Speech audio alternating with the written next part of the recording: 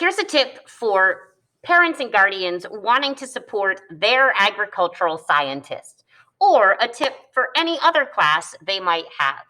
If you go to the classwork tab when your child is logged in and spend some time with them looking at the tab called View Your Work, you're able to see what content has been assigned, what is missing, and what has been turned in.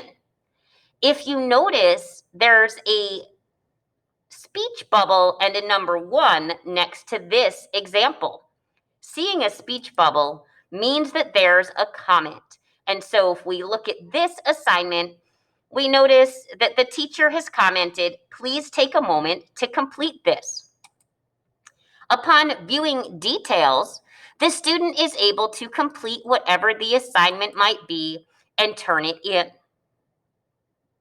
Once they've done that, the steps to get back to that view is to go to classwork, view your work. And you can continue to look at assignments that might have private comments or information.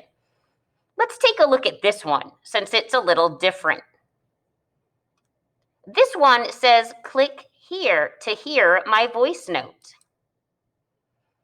Feedback for this has been provided in something called a emote. Please review what you have provided in this scavenger hunt, as you did not include products, but rather byproducts.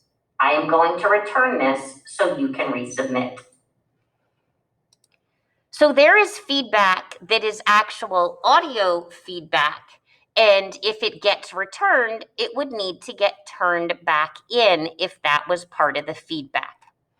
Hopefully this provides you with some strategies for when you're sitting down and reviewing activities, you're able to have a once-at-a-glance summary of what's missing, what's assigned, what's turned in, and where there might be attachments or private comments. Those comments are especially important as they provide feedback and suggestions for improvement, as well as offering a well done note every so often.